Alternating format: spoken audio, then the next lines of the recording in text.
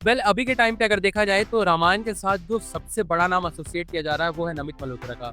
लेकिन जिस तरीके से लोग नमित मल्होत्रा को नहीं जानते हैं एंड जितने भी लोगों ने ये सुना है कि नमित मल्होत्रा's रामायण, तो वहाँ पर उनका स्केप्टिकल ये लिखकर चले आ रहा है कि चलो अगर नमित मल्होत्रा इस फिल्म को प्रोड्यूस कर रहे हैं, जो कि अच्छी बात है, उन्होंने बहुत सारे पैसे लगाए हैं, बहुत सारे लोगों को ऑन बोर्ड लाया है, तो उन सारी चीज़ों को हम अच्छी तरीके से समझ रहे हैं। लेकिन उनका नाम सबसे पहले क्यों आना?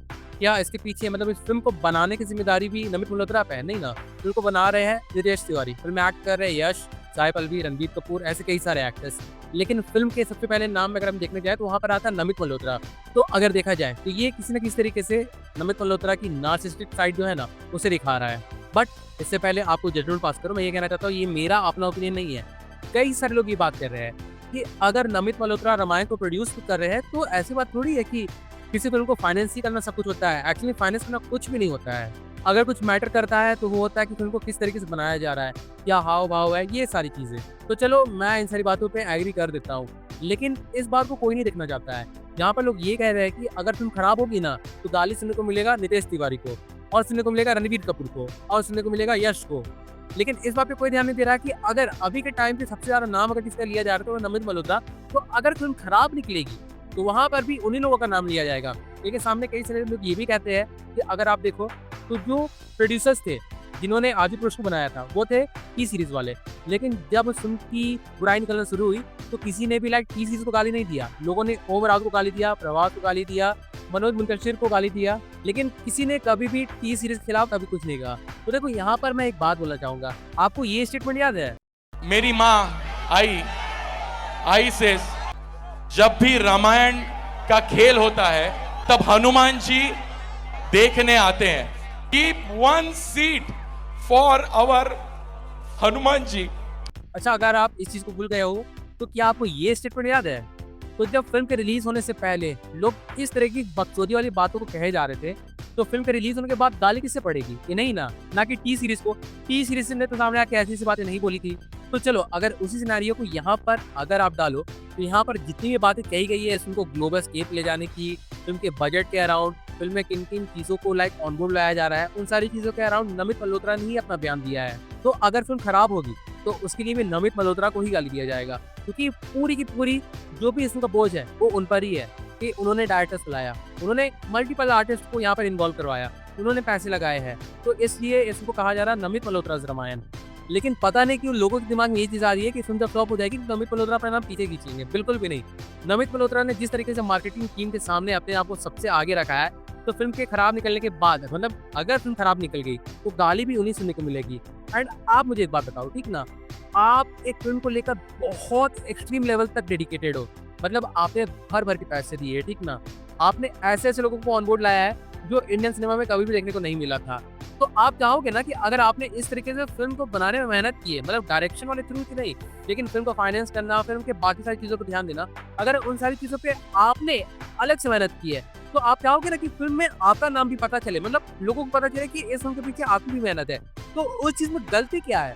अब ऐसा थोड़ी होगा कि फ़िल्म बहुत बड़ी सक्सेस हो जाएगी, तो डायरेक्टर को डिस्क्रेडिट दे दिया जाएगा, ये कहा जाएगा कि फ़िल्म को भी डायरेक्ट नमित मल्होत्रा ने ही कहा है। नहीं ना, यहाँ पर बात अगर कुछ निकल के आ रही है, तो बस ये निकल के आ रही है कि नमित मल्होत्रा ने इस फ़िल्म के पीछे पैसे लगाए हैं, इस फ़िल्म के पीछे कई सारी चीज़ों पर मेहनत की है। लेकिन लोगों को ये नहीं सुनना है, लोगों को ये कहना है कि नमित मल्होत्रा की पर्सनैलिटी एक नार्सिसिस्टिक पर्सनैलिटी है।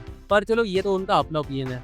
इस बारे में मैं जो कहना चाहता हूँ वो तो मैं यहाँ पे कह ही रहा हूँ, लेकिन इन सारी चीज़ों को सुन के उनका थॉट प्रोसेस नहीं बदलने वाला है। लेकिन ये जो भी सारी चीज़ें मैं अब सुनते हुए आ रहा हूँ, वो किसी न किसी तरीके से बेतुक लग रही है। मतलब बंदे ने लिटरल मेहनत की है फ़िल्म को ऑन बोर्ड लाने में, तो क्यों ना वो बंदा अपना नाम ले फ़िल्म में, अपना नाम क्यों ना जोड़े? और अगर सच वैसी बात है तो मैं यही कहना चाहूँगा कि जो लोग इस बात को हाइलाइट कर रहे हैं, वो खुद में हम कह सकते हैं कि एक तरीके से फेलियर है, या फिर वो खुद से एक तरीके से जल रहे हैं नमित मल्होत्रा की इस तरीके की सक्सेस देखे। जहाँ पर आप एक बात बताओ मुझे कि सोनी के साथ जो डील हुई है, वो किसकी वजह से हुई है? फ़िल्म को बनाना, फ़िल्म को ग्लोबल स्टेज तक पहुँचाना, फ़िल्म को San Diego Comic Con event तक ले जाना, उसके अलावा भी कई सारी और ग्लोबल इवेंट वाली चीज़ों को करवाना। उसके पीछे one and only Namit Malhotra का हाथ है। लेकिन यहाँ पर मैं इस बात को बिल्कुल भी डिस्क्रेडिट नहीं करना चाहता हूँ कि फ़िल्म के पीछे इमोशंस होंगे। फ़िल्म को अच्छी तरीके से बनाया जाएगा, तो उसके पीछे ओवरऑल जो इन्वॉल्वमेंट होगा, वो आर्टिस्ट का होगा। तो वहाँ पर अगर तारीफ़ की जाएगी तो नितेश तिवारी की जाएगी, फ़िल्म के राइटर्स की जाएगी, फ़िल्म के म्यूज़िक डायरेक्टर्स की जाएगी, फिल्म में जितने भी सारे एक्टर्स इन्वॉल्व हैं उनकी की जाएगी, फिल्म में जितने भी सारे डिपार्टमेंट्स हैं उनकी की जाएगी।